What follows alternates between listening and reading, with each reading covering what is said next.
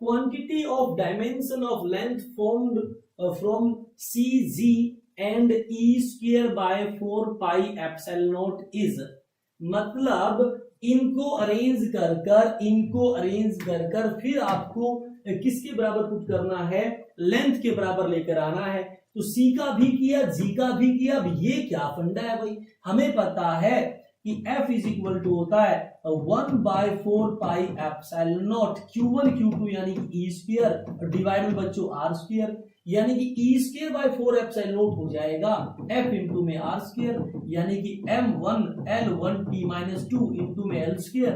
तो ये आया M1 L3 T माइनस 2। ये डायमेंशन फॉर्मूला हो गया E square by 4 pi epsilon not. C और G का भी लास्ट स्लाइड में मैंने कर रखा है। इनको अरेंज कर कर इस तरह अरेंज करना है कि लेंथ के बराबर आ जाए, फिर हम ऑप्शन पे बात करेंगे कि ऑप्शन होना चाहिए। अगला दे रखा है ABCD में एरर इतना है, तो बताइए मैक्सिमम एरर कितना है x में मैक्सिमम एरर बताइए। तो x में मैक्सिमम एरर बताने के लिए आपको पता है पावर से मल्टीप्लाई करना है और परसेंटेज एरर को जोड़ देना है। a में 1 है और इसकी पावर 2 तो 2 हो गया, b का 1/2 पावर है और इसका है 2, ये हो गया। c की पावर 1/3 है, देखो c की पावर 1/3, c की पावर क्या 1/3 नीचे है 1/3 और इनटू में परसेंटेज एरर 3 है, प्लस में d की पावर 3 है तो 3 परसेंटेज एरर 4 है। इसको सोल्व कर लेते हैं तो 2 1 और प्लस में 12 2 14 2 16% आपका आंसर आ गया बच्चों, 16% आपका आंसर आ गया। आसानी से कर सकते हो। अब चलते हैं अगले क्वेश्चन पे। अगला क्वेश्चन क्या कहता है, देखिए अगला क्वेश्चन क्या कहता है, वैल्यू ऑफ 9.99 और इसमें से घटाना है 0.0099 और सिग्निफिकेंट फिगर के अकॉर्डिंग आपको बच्चों आंसर बताना है। जब भी एडिशन और सब्ट्रैक्शन हो तो हमें क्या करना है, डेसिमल के बाद डिजिट काउंट करने हैं। जो मिनिमम डिजिट है डेसिमल के बाद उतना ही रिजल्ट में आएगा।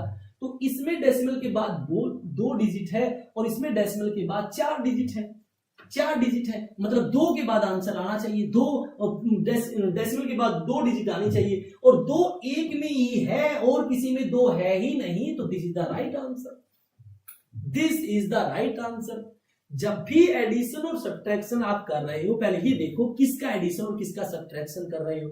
जिन टर्म्स का आप एडिशन और सब्ट्रैक्शन कर रहे हो, डेसिमल के बाद डिजिट काउंट कर लो उन सब में, और उन सब में डेसिमल के बाद जो मिनिमम नंबर ऑफ डिजिट हैं उतने ही नंबर ऑफ डिजिट रिजल्ट में भी रखने होते हैं। तो यहाँ 2 चीजों को आप यूज कर रहे हो, इसमें 2 डिजिट है इसमें 4, तो कम तो 2 ही हुए ना, तो रिजल्ट में भी डेसिमल के बाद 2 ही डिजिट रखने हैं। तो यहाँ डेसिमल के बाद 1 है, यहाँ 4 है, यहाँ 3 है, यहाँ 2 है, तो यही बचा ना राइट आंसर। अगले सवाल पे बढ़ते हैं। अगला सवाल देखिए क्या कहता है, स्क्रू गेज का लिस्ट काउंट 0.01 mm है बच्चों। स्क्रू गेज का जो लिस्ट काउंट है वो कहता है 0.01 mm है और 50 डिवीजन है। पिच बताइए, क्या बताइए, पिच। तो हमें पता है लिस्ट काउंट बराबर होता है पिच डिवाइड में नंबर ऑफ डिवीजन।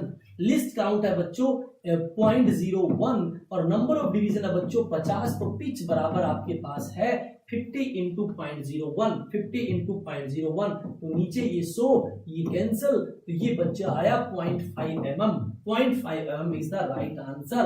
तो स्क्रू गेज के अंदर बच्चों क्या होता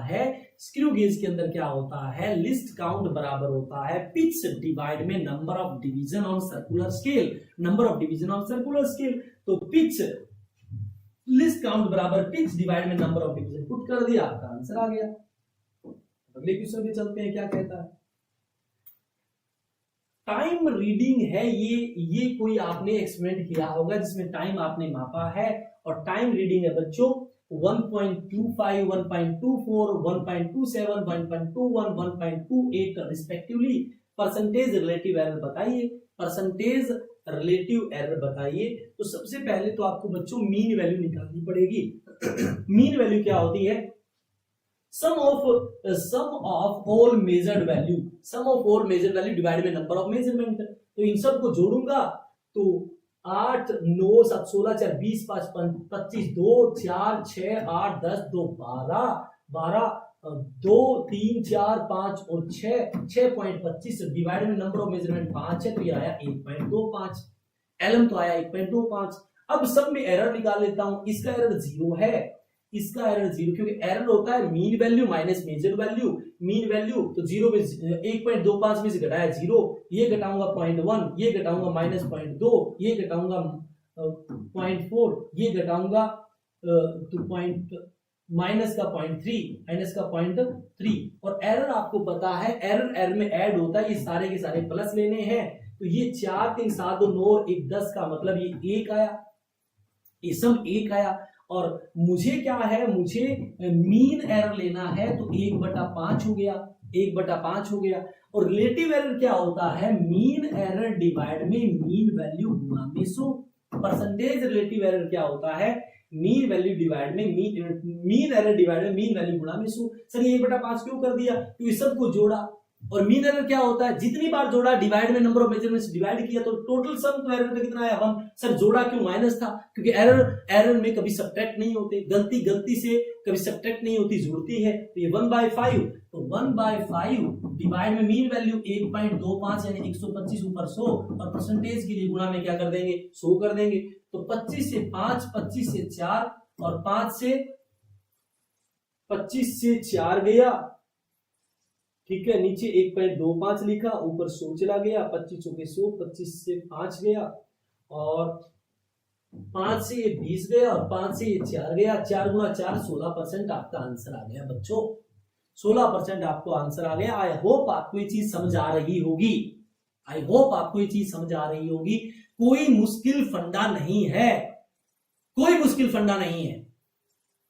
यदि आपको रिलेटिव एरर चाहिए तो ऊपर मीन एरर डिवाइड में मीन वैल्यू, परसेंटेज चाहिए तो गुणा में 100 कर दो। अब मीन एरर कैसा आएगा, सबसे पहले मीन वैल्यू होनी चाहिए। यदि मीन वैल्यू आ जाती है तो एरर होता है mean value minus measure value. सभी मेजरमेंट का अलग एरर निकल जाएगा, सबको जोड़ देंगे, डिवाइड में नंबर ऑफ मेजरमेंट से डिवाइड कर देंगे तो मीन एरर होगा। मीन एरर को मीन वैल्यू से डिवाइड कर दीजिए, गुणा में 100, गुणा में 100। तो ये हमने कर दिया। अगला सवाल क्या कहता है,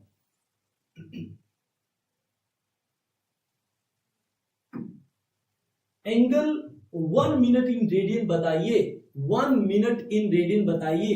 तो बच्चों क्या होता है, एक बच्चे क्या होता है, यहाँ एक जो डिग्री है 1 डिग्री इज इक्वल टू होता है 60 minute. 1 degree is equal to होता है 60 मिनट।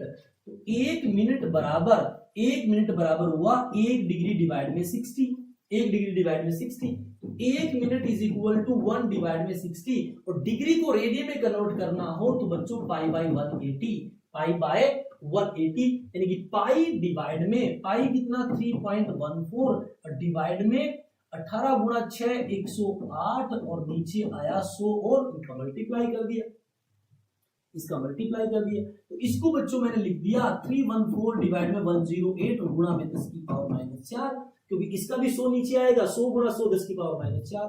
तो 3 से तो जाएगा नहीं है, 2 पॉइंट समथिंग जाएगा और गुणा में 10 की पावर माइनस 4। तो second is the right answer. बस याद रखना है कि 1 डिग्री बराबर 60 मिनट होता है बच्चों। एक चीज और याद कर लेंगे, 1 मिनट बराबर 60 सेकंड भी होता है, 1 मिनट बराबर 60 सेकंड भी होता है। So simple, so simple. अगला पॉइंट, अगला क्या कहता है देख लेते हैं। फोर्स एफ है, एक्सेलरेशन ये है, टाइम टी है, are fundamental quantities, dimension of energy बताना है, डायमेंशन ऑफ एनर्जी बताना है। मतलब एनर्जी की फॉर्म में एफ ए टी को अरेंज करना है एनर्जी की फॉर्म में। तो एनर्जी क्या होता है, एनर्जी क्या होता है, 4 ऑप्शन आएंगे आपको पता है। एनर्जी का अलग लिख लेंगे m1L2T-2 और फोर्स का m1L1T-2 और एरिया का L² और टाइम का T। अब मुझे क्या चाहिए, मुझे क्या चाहिए, इन तीनों का यूज कर ये चाहिए m1L2T-2। इन तीनों का यूज, एक्सेलरेशन एरिया नहीं है, एक्सेलरेशन का होता है L/T²। अब मुझे इन तीनों का यूज कर कर m1 L2 t-2 चाहिए, तो पक्की बात है L2 चाहिए तो इन दोनों का तो गुणा होगा, तो m1 गुणा करूंगा तो L2 और ये आ गया t-4, ये देखो ऊपर जाके -4 हो जाएगा, बट चाहिए -2 तो यहाँ पे t² भी लगाना पड़ेगा। इसका मतलब क्या है, f इंटू में एक्सेलरेशन इंटू में t², f(a)t² बराबर होता है बच्चों एनर्जी, f(a)t² बराबर होता है बच्चों एनर्जी। आप बड़ी आसानी से ये चीजें कर सकते हैं। अगला देखिए क्या कहता है, E एनर्जी है, G ग्रेविटेशनल कांस्टेंट है, dimension of E by G बताइए। E बाय G एनर्जी का क्या होता है बच्चों, एनर्जी का होता है m1 L2 t-2, और नीचे ग्रेविटेशनल कांस्टेंट का आपको लिखना है। ग्रेविटेशनल कांस्टेंट का अभी मैंने करके दिखाया, m-1 L3 t-2 होता है, m-1 L3 t-2 होता है, बस यही आपको करना है। ये ऊपर m² हो जाएगा, L-1 हो जाएगा और ये कैंसिल हो जाएगा, तो और t0 आया, तो m2 L-1 t0, m2 L-1 t0 पहला आंसर आ गया, पहला आंसर आ गया। अगला सवाल देखते हैं क्या कहता है। Screw gauge reading main scale 0 mm है, सर्कुलर स्केल 52 डिवीजन, डायमीटर बताइए, डायमीटर बताइए। तो screw gauge reading main scale 0 है, सर्कुलर स्केल 52 डिवीजन है, तो आपको स्क्रू गेज की रीडिंग का फंडामेंटल पता होना चाहिए। मेन स्केल रीडिंग 0 प्लस में सर्कुलर स्केल रीडिंग इनटू में लिस्ट काउंट होता है 1/100, तो आंसर आया 0.52 mm, 0.52 mm, 0.52 mm आना चाहिए। Screw gauge reading main scale 0 mm, circular scale 52 division है, तो डायमीटर इज mm में आना चाहिए, और इसने सेंटीमीटर में दे रखा है, तो 1 सेंटीमीटर में बच्चों 10 mm होता है, तो करूंगा तो यही ऑप्शन बनता है, यही ऑप्शन बनता है, यानी कि वो 4th is the right answer, क्योंकि ऑप्शन में सेंटीमीटर है, बनाना mm है, तो मैंने भैया कर दिया। या इसको ही कर लो, 1 mm को सेंटीमीटर करोगे तो नीचे 10 लगाना पड़ेगा, ये आ जाएगा 0.052। अगला सवाल क्या कहते हैं देखते हैं।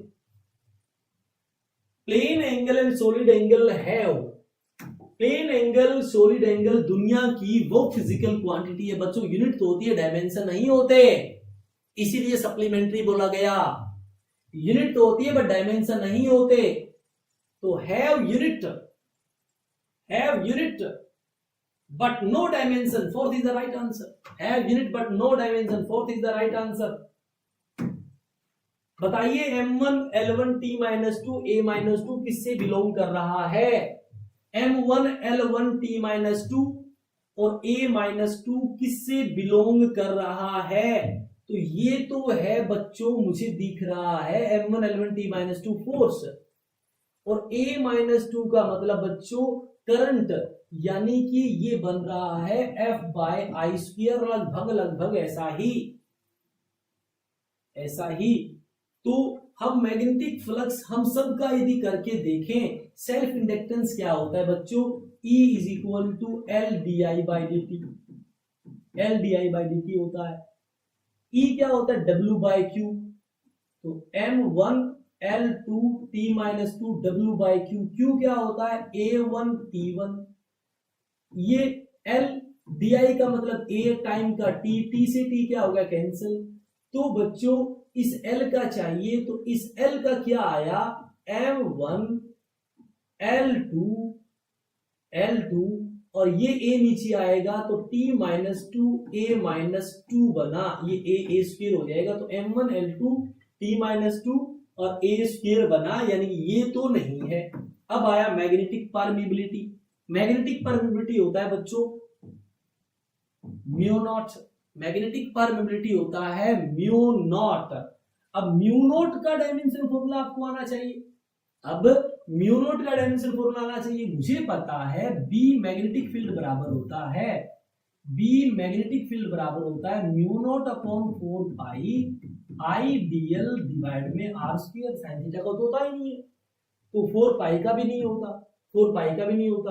अब म्यू नॉट चाहिए तो B का लिखना पड़ेगा, बी का निकला पड़ेगा। तो मुझे पता है बच्चों एफ बराबर होता है बी आई एल, एफ बराबर होता है बी आई एल, तो बी की जगह लिख सकता हूं एफ डिवाइड में आई एल और is equal to mu naught I D L का मतलब एल और नीचे आर स्क्वायर का मतलब एल स्क्वायर है, तो लेंथ ही आर स्क्वायर भी तो लेंथ है, एकल से एकल, एकल से एकल और ये आई बच्चों नीचे आएगा तो ये आ गया एफ बाय आई स्क्वायर, यानी कि म्यू नॉट के बराबर है बच्चों, म्यू नॉट यानी कि मैग्नेटिक परमिबिलिटी के बराबर है m1 l1 t - 2 a - 2। आपको इस तरह से ये चीजें आनी चाहिए और ये आएगी जब आप रिपीट रिपीट रिपीट करेंगे, आप प्रैक्टिस करते रहें।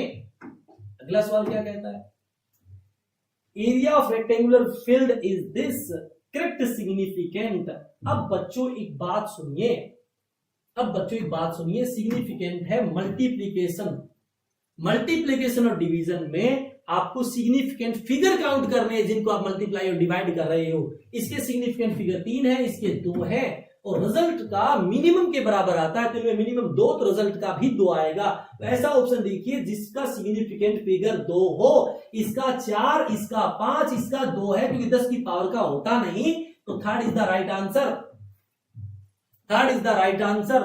जब भी दो चीजों को मल्टीप्लाई या डिवाइड करते हैं तो उनका सिग्निफिकेंट जो फिगर जो सिग्निफिकेंट फिगर वही होगा जो आपने मल्टीप्लाई डिवाइड किया उनमें से कम किस टर्म का था, जिसका कम से कम था उसी कम से कम के बराबर रिजल्ट का होता है। तो आ गया 2, आ गया 2। अगला क्या कहता है देखते हैं, error due to unpredictable fluctuation in the temperature and the voltage. Unpredictable मतलब जिसका कारण ना पता हो, और जिसका कारण नहीं पता होता बच्चों वो होता है रैंडम एरर। मेरे हिसाब से नीट 2023 का सवाल है रैंडम एरर, रैंडम एरर। कौन सा एरर है ये, रैंडम एरर,